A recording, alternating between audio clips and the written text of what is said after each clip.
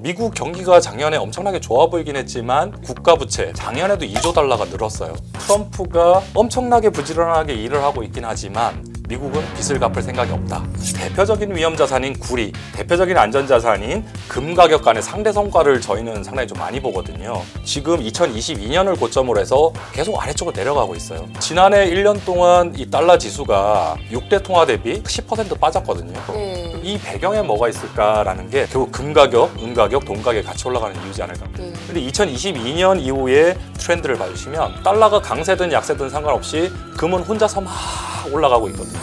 이게 사실상은 금의 위상이 엄청나게 많이 바뀌었다. 은은 대체 무슨 일입니까? 은은 전 세계 은의 소비에서 전기, 전자, 태양광의 원료로 사용이 됩니다. 코스피가 5,000p 도달할 것처럼 은도 조만간 100달러가 갈 것 같아요. 투자자분들이 AI에 대해서는 맹신하시는 것 같아요.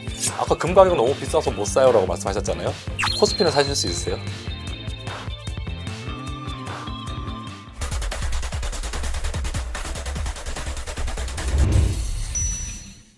황병진 NH투자증권 연구원과 함께하겠습니다. 어서 오십시오. 어서 오세요. 안녕하세요. 네.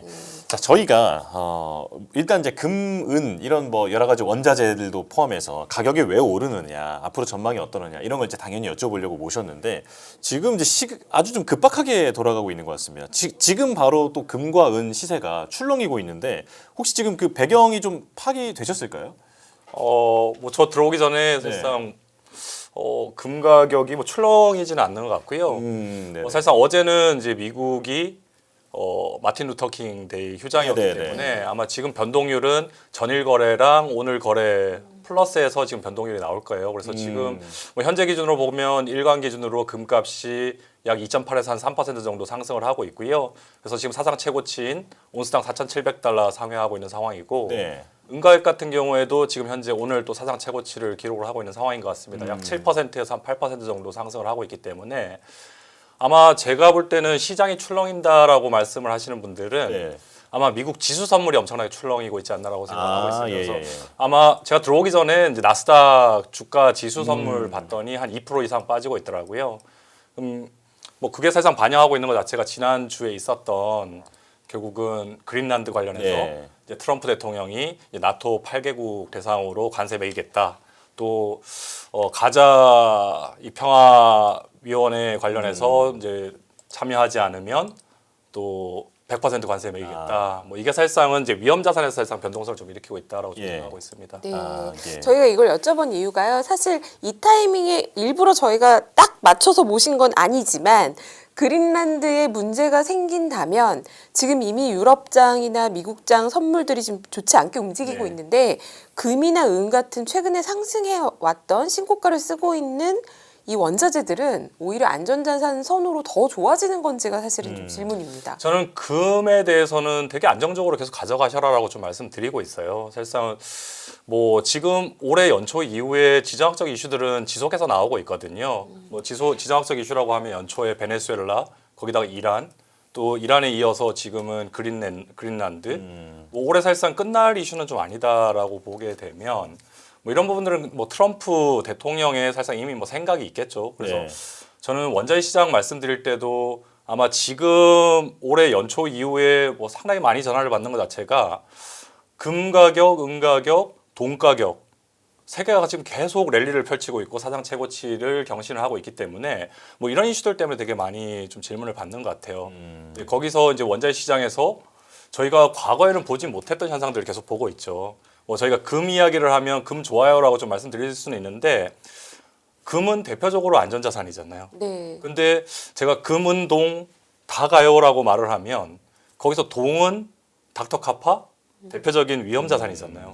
그럼 지금 안전자산과 위험자산이 계속 같이 간다라는 논리냐라는 질문으로 이제 접근할 수 있을 것 같아요. 그래서 저도 작년에 저는 이제 금은동만 포트폴리오에 계속 담아가세요라고 하는 이야기를 한 1년 이상 말씀드리고 있는 것 같아요. 그런데 이 금은동이라고 하는 것 자체가 뭐 작년 연말에 좀 부각이 되면서 올해 연초에 좀 더 부각이 되는 것 같은데 뭐 이런 장이 일어나고 있는 이유가 뭘까가 가장 관심일 것 같고요. 또한 지난해 제가 이제 세미나 기관 펀드 매니저들 대상으로도 좀 세미나를 나가다 보면 항상 좀 질문을 많이 받는 게 S&P 500 주가 지수가 지금 사상 최고치를 계속 경신하고 있고 국내 같은 경우에는 코스피 주가 지수가 지금 5,000P에 그쵸. 엄청나게 근접을 하고 있어서 주식을 투자하시는 분들 입장에서는 지금 투자 심리가 위험자산 선호라고 생각을 하실 수가 있잖아요. 네. 그렇죠. 그러다 보니까 위험자산 선호인데 금 가격이 이렇게 올라가는 게 맞아요라는 질문을 제일 많이 받았던 것 같아요. 아. 근데 제가 지금 장표가 안 보여서 네. 이제 말로만 말씀드릴 텐데 지난해 주요 자산 시장의 성과를 좀 살펴보게 되면요. 위험 자산만 과연 좋았던 게 맞느냐가 가장 관심일 것 같은데 지난해 저희가 MSCI ACWI라고 하는 전 세계 주가 지수 기준으로 보면 주가 지수가 약 20% 이상 상승을 했기 때문에 아마 주식 시장이 되게 좋게 보이는 건 맞아요. 네. 하지만 여타 자산 시장을 보더라도 글로벌 채권 지수가 지난해 8% 정도 상승을 했거든요. 그러면 위험 자산을 대표하는 주식이 20% 상승하는 동안에 안전 자산을 대표하는 채권 시장도 지난해 8% 상승했다. 통상적으로 1년에 채권 시장이 8% 상승했다는 말은 엄청나게 성과가 좋았던 장이에요. 그러면 네. 지금 시장의 성격은 안전자산, 위험자산, 안전자산이냐 위험자산이냐라고 사실상 저희가 보시면서 주식시장이 좋기 때문에 위험자산 선호야라고 접근을 하시면 올해 투자하심에 있어서 사실상 그렇게 성과가 좋을까라는 좀 질문을 하게 됩니다. 그래서 원자재 시장에서도 저희 지난해 성과 장표 간단하게만 좀 보시면요. 네. 지난해 원자재 시장 같은 경우는 유가도 빠지고 사실 농산물 가격도 빠졌어요. 그러면 유가를 비롯한 에너지 섹터랑 농산물 섹터 합치면 종합원자재 지수에서는 약 80%거든요. 네. 80%가 안 좋았는데 종합원자재 지수는 작년에 7% 상승을 했다는 거죠. 그 배경에 산업금속 섹터 지수가 약 30% 정도 상승을 했고요. 구리를 비롯한 금이라든가 은을 포함한 기금속 섹터가 약 70% 상승을 했어요. 그러면 작년에 주식과 채권도 좋았지만 이게 안전자산, 위험자산 구분 없는 장이었지만 원자재 시장에서도 대표적인 위험자산인 구리와 대표적인 안전자산인 금이 동반 상승을 했다라는 게 에브리띵 랠리다라고 보시면 좋을 것 같아요. 그래서 저는 투자하심에 있어서 왜 이 에브리띵 금운동이 다 같이 가는 에브리띵 랠리가 전개가 되느냐.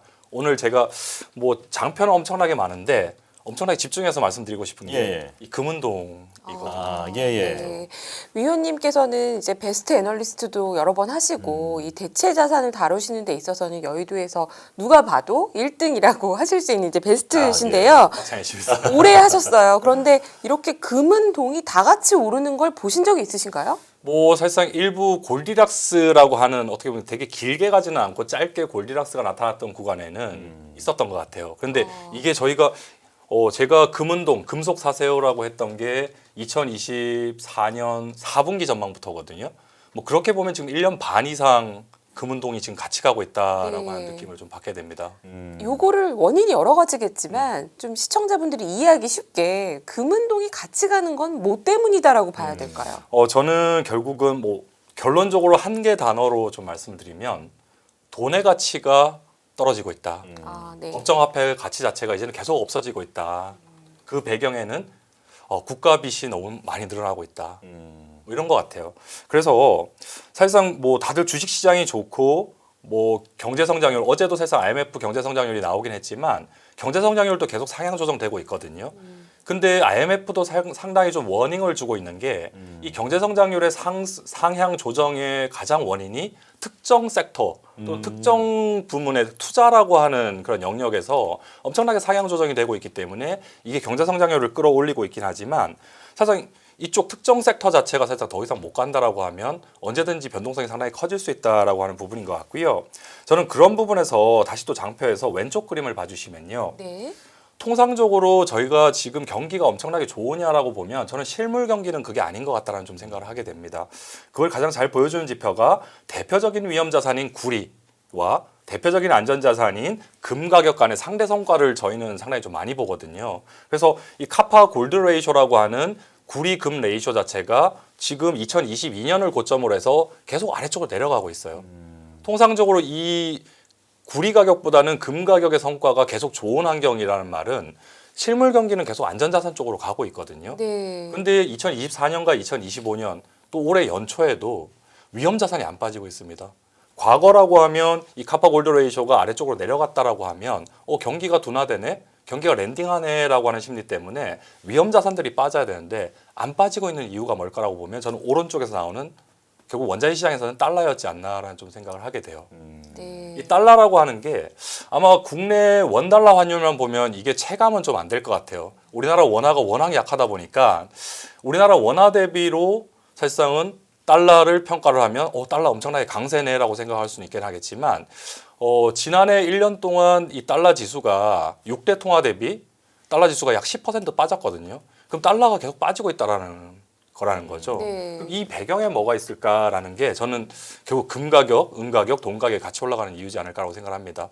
그래서 그 배경에는 아마 매크로 보시는 분들 아니면 장기적으로 좀 전략을 하시는 분들이 상당히 좀 많이 이야기를 하실 텐데 미국 경기가 작년에 엄청나게 좋아 보이긴 했지만 미국의 국가 부채, 페더럴 뎃 같은 경우에는 작년에도 2조 달러가 늘었어요. 네. 바이든 행정부 때 코로나19에 대응하기 위해서 빚을 내서 뭔가 부양을 했던 것과는 다르게 트럼프가 들어와서도 미국의 국가 빚은 계속 늘고 있다는 거죠. 그러면 올해 트럼프가 사실상 하고 있는 액션들, 작년부터 올해 연초 들어와서도 하고 있는 액션들은 엄청나게 부지런하게 일을 하고 있긴 하지만 저는 상당히 일관성이 있다고 생각을 합니다. 그게 뭐냐라고 하면 미국은 빚을 갚을 생각이 없다. 빚을 갚을 생각이 없기 때문에 지금 국방비보다 더 엄청나게 커져 있는 이자 비용을 줄이고 싶다. 그러다 보니까 연준 신임 의장 지명함에 있어서도 트럼프 말 잘 듣는 사람, 네. 금리를 잘 내려줄 사람을 찾는 거고요.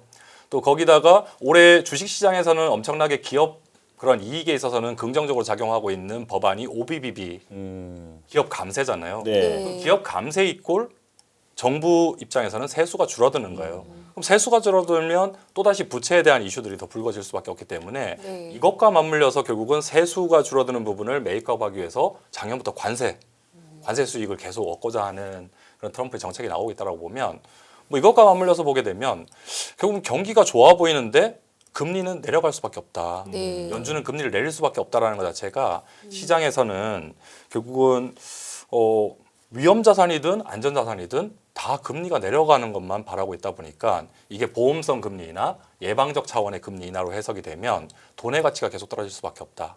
네. 돈의 가치가 떨어지면 저희는 뭘 해야 될까요?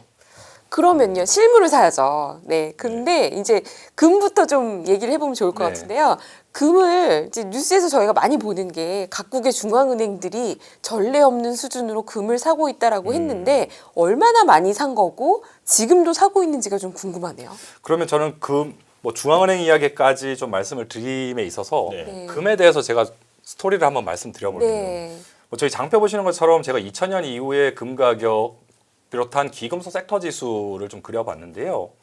이 회색 음영어로 표시된 부분들이 2000년 이후에 지금 현재까지 금 가격이 하락했던 해라고 보시면 좋을 것 같아요. 네. 그러면 올해까지 하면 총 27년 동안 금 가격은 20년에 걸쳐서 상승을 하고요.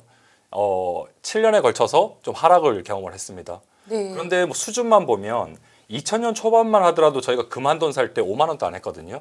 지금 100만 원이잖아요. 네. 원달러 우리나라 원화 텀으로 보면 금값은 20배가 올랐고요. 달러 텀으로 보더라도 2000년 초반에 한 300달러, 400달러 하던 금 가격이 지금은 5000달러에 육박했다라고 보면 10배 이상 올랐습니다. 네. 그럼 장기적으로 보면 저는 금값은 뭐 지금부터 10년 뒤에 얼마일까요? 라고 말을 하면 만불도 될 거라고 생각을 하긴 해요. 하지만 이 금값을 움직이는 좀 단기 사이클을 이끄는 가장 큰 변수는 뭐냐라고 하면요. 금값이 하락했던 해의 공통점이 금리를 올리는 사이클입니다. 금리를 올릴 때 금값은 하락할 거예요. 그러면 앞서 저희가 말씀드렸던 부분처럼 미국의 부채 이슈, 그다음에 연준의 그런 독립성뿐만 아니라 트럼프가 연준에 바라는 액션, 뭐 이런 부분들 여전히 금리 인하다라고 보게 되면요. 지금 현재 금 시장의 강세를 이끄는 주체는 두 가지입니다. 그래서 왼쪽 장표에서 봐주시면 통상적으로 저희는 금 시장이 1년에 5,000톤 시장인데요. 5,000톤 중에서 통상적으로는 약 2,500톤, 절반은 주얼리 수요예요. 아, 그리고 네. 투자자들은 한 30%, 중앙은행들은 약 10%, 산업용은 10%가 안 되다 보니까 산업용으로 들어가는 게 10%가 안 되다 보니까 금은 안전자산으로 분류가 된다라고 보시면 좋을 것 같고요. 하지만 지난해 1분기부터 3분기까지의 수요의 비중을 봐주시면 장신구, 통상적으로 50% 절반 정도를 차지하는 장신구는 33%밖에 기여를 안 합니다. 지금 금값이 비싸서 중국의 소비자들이 금을 못 사요, 안 사요. 인도의 소비자들이 금을 안 사요는 금값의 하락 변수는 아니라는 거죠. 그러면 지금 금값을 끌어올리고 있는 주체는 뭐냐라고 하면 투자자들, 통상적으로 한 30% 정도 차지하던 투자자들이 43%를 기록을 하고 있고요. 한 12% 정도 차지하던 중앙은행들이 17%에서 약 20%를 차지하고 있는데, 그럼 이들이 올해 시장에서 금 수요를 계속 유입할 거냐 안 할 거냐가 가장 중요한 변수인 것 같습니다. 그럼 첫 번째로 저는 투자자들이라고 하면 골드바 사는 사람들, 골드 코인 사는 사람들 또는 골드 ETF 사는 사람들이 투자자다라고 보면요. 투자자들의 동향을 가장 쉽게 볼 수 있는 지표가 저희는 ETF 자금 그럼 펀드 플로우 보시면 좋을 것 같은데, 왼쪽에서 보시는 그림처럼 통상적으로 ETF 투자자들의 자금 흐름은 금리를 올릴 때는 자금이 엄청나게 빠져나가고요. 금리를 내릴 때는 자금이 지속적으로 유입이 됩니다. 그러다 보면 올해 연준이 금리를 올릴 거냐 내릴 거냐라고 하는 베팅 또는 전망이 결국 금 가격에 그런 변수가 된다라고 보면 페더럴 펀드 선물 내재 금리에 반영된 연준의 금리 인하라고 하는 부분은 1월 달 FOMC에서는 당장 금리 인하 전망은 없어요. 하지만 뒤로 지연되긴 하지만 여전히 올해도 금리를 내릴 거다라고 하게 되면요. ETF 자금 뭐 지금처럼 지속 유입될 거고 선물 시장에서도 지속적으로 투자자들은 가격이 조정될 때마다 계속 유입을 할 가능성이 크다라고 좀 보고 있습니다. 그럼 이 변수는 여전히 금 가격의 강세 변수라고 생각하고 있고요. 예. 두 번째 중앙은행 아까 질문을 주셨는데 네. 중앙은행들이 2021년까지 보던 동향이랑 2022년 이후에 중앙은행들의 흐름이 엄청나게 많이 바뀌었어요. 그래서 얼마나 사고 있느냐라고 좀 물어보셨는데 네. 왼쪽 그림을 봐주시면요. 2021년까지만 하더라도 전 세계 중앙은행들은 한 분기당 평균 한 150톤 정도 샀어요. 150톤이면 1년이면 600톤, 5,000톤 중에서 약 한 12% 정도 비중을 차지했다라고 보시면 2022년부터는 얘네들이 매 분기마다 한 250톤씩 사서 연간 1,000톤씩 사고 있습니다. 1,000톤이면 전 세계 금 소비에서는 20%가 되는 거죠. 그리고 설문조사 자료를 보더라도 향후 5년 중앙은행들 한 80개 정도를 대상으로 이제 월드 골드 카운슬이라고 하는 국제 금협회가 설문조사를 매년마다 하고 있는데 향후 5년 내에 전 세계 외환 보유고 준비 자산들 달러화라든가 유로화라든가 위안화라든가 금 중에서 얘네들의 각각 비중이 어떻게 될 것 같아라고 하는 질문에 대해서 달러화에 대해서는 비중이 응답 은행의 한 70% 이상이 비중 줄어들 것 같아라고 답변을 하고 있어요. 네. 근데 반대로 금에 대해서는 응답은행의 한 76%가 금 비중 늘어날 거야라고 답변하거든요. 그럼 그 이면에는 뭐가 있을까라고 보면 저는 미국의 부채가 있다라고 좀 생각을 하고 있습니다. 그래서 중앙은행들 같은 경우에는 과거에 저희가 금본위 제도가 폐지가 되면서 당시에 가지고 있던 유럽 중앙은행들이라든가 뭐 서방의 중앙은행들은 가지고 있던 금을 2008년까지는 계속 매각을 했어요. 그래서 중앙은행은 저희가 2008년까지만 하더라도 금을 매각하는 주체라고 사실상 알아왔었는데 2008년에 뭐가 있었냐라고 하면 미국의 금융위기가 있었죠. 네. 네, 금융위기가 발생을 하면서 미국도 망할 수 있네라고 하는 심리가 생겼고요. 그 이후부터 중앙은행들은 왼쪽 차트에서 보시다시피 지속적으로 금을 매입하는 주체로 바뀌었습니다. 근데 이게 언제부터 더 강해졌냐라고 하면요. 2022년부터 더 강해졌다라고 좀 말씀드렸잖아요. 네. 그 이유가 뭐냐라고 하면 중간에서 보시는 그림처럼 신평사들의 미국 국가신용 등급을 보실 수 있으실 것 같아요.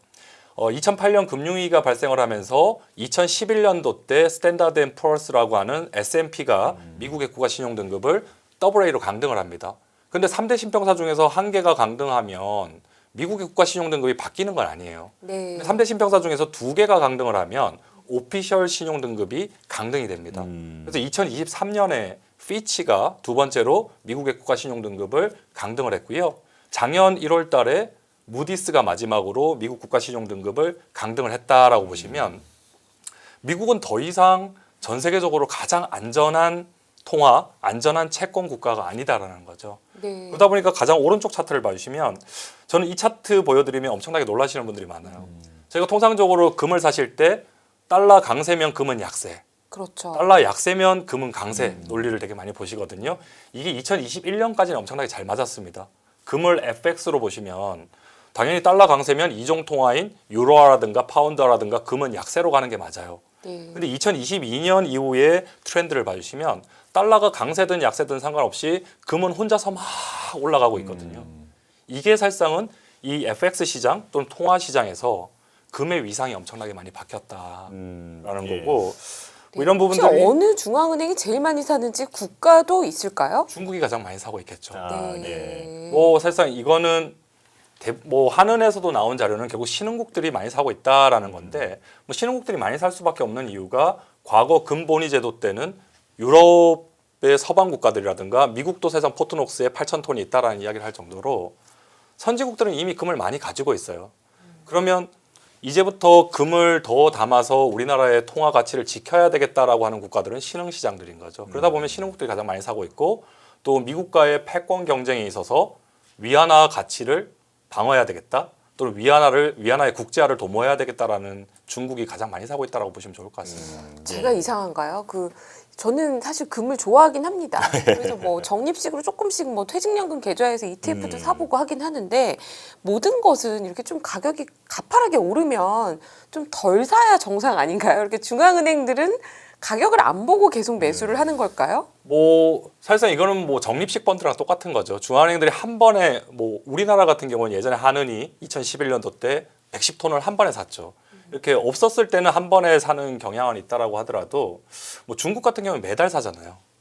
네. 이건 적립식 펀드랑 똑같은 거다 보니까 뭐 당연히 가격이 한번 조정 나오면 더 많이 살 수도 있는 거고 네. 아니면 우리가 뭐 향후 10년을 보고 20년을 보고 산다라고 하면 매달 적립식으로 사실상 사고 있기 때문에 그게 큰 리스크는 아니지 않을까라고 생각하고 있고요. 네, 그러면 이제 금은 조금 어느 정도 이해가 됐어요. 미국의 국가 부채가 너무 늘어나고 있고 결국에는 이 부채 문제를 해결하지 않는다면 안전자산의 지위로서 미국 국채가 흔들릴 수 있다라는 생각으로 각국의 중앙은행과 투자자들이 금을 투자했다.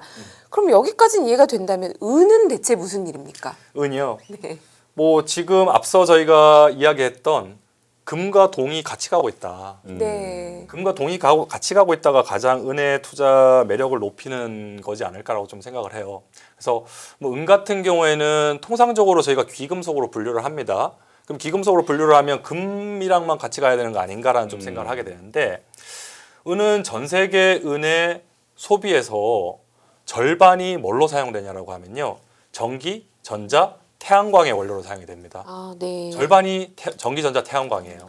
그러면 저희가 지금 구리 가격이 상승하고 있는 가장 큰 배경에는 중국의 부동산이 안 좋음에도 불구하고 구리 같은 경우에는 전방 산업의 한 60% 이상이 전선 만드는 데 사용하거든요. 네. 그러다 보니까 저희가 과거에 부동산으로 가던 구리가 지금은 AI 데이터 센터, 전력 인프라로 간다라는 게 구리의 수요의 모멘텀이잖아요. 네. 그럼 이게 전기가 가장 중요한 테마가 된다라고 보면 저희가 글로벌리 존재하는 그런 광물 중에서 전기 전도성이 가장 좋은 게 뭘까라고 보면 은이에요. 네. 은은 그 테마도 같이 가지고 있다는 거죠. 아, 예. 그럼 지금은 금과 구리 가격이 같이 상승하는 국면에서 50%는 금의 특징을 가지고 있고 50%는 구리의 특징을 가지고 있는 은 같은 경우에는 금 가격이 올라가는데도 수혜를 보고 구리 가격이 올라가는데도 수혜를 본다라고 보면 뭐 지난해부터 사실 금보다 은이 더 좋아요라고 나오는 이유 자체가 구리도 같이 상승하고 있기 때문이라고 보시면 좋을 것 같아요. 그래서 예. 저도 사실상은 연간 전망을 하고 세미나를 다니면서 지금은 가격이 가장 좀 부담스러운 게 은이거든요. 네. 조만간 코스피가 5,000p 도달할 것처럼 은도 조만간 $100 아. 갈 것 같아요. 작년에 예. 100% 이상 상승했죠? 얼마나 올랐 41% 상승. 141%요. 엄청나네요. 근데 올해 연초 이후에 몇 퍼센트 상승한지 아나요? 얼마 올랐나요? 지금 올해 연초 이후에 은 가격이 오늘 뭐 8%까지 감안하면요. 아마 한 35에서 40%예요. 아, 올해 들어서만요. 이야. 아, 며칠 되지도 않았는데. 그러니까 이게 너무 빠르니까 과열에 대한 경계심이 계속 나올 수밖에 없는 것 같아요. 예. 은과 구리 원자재가 전력 테마라고는 제가 미처 생각을 못했네요.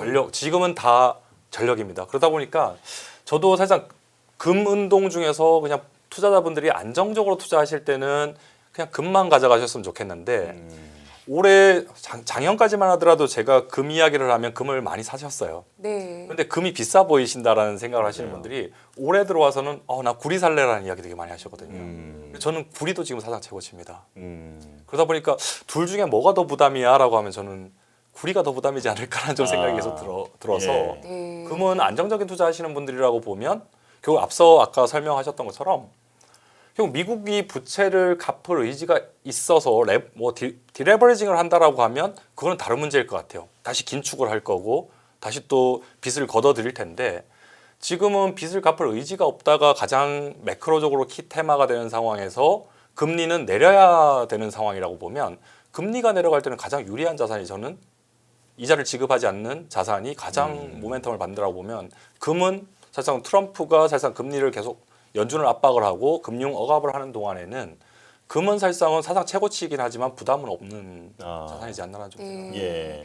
그러면요, 지금 연준은 기준금리를 내릴 전망이라고 하더라도 어쨌거나 한국도 그렇고 미국도 그렇고 국채 가격은 또 특히 장기금리 같은 경우에는 좀 위로 올라가는 날들도 꽤 있지 않습니까?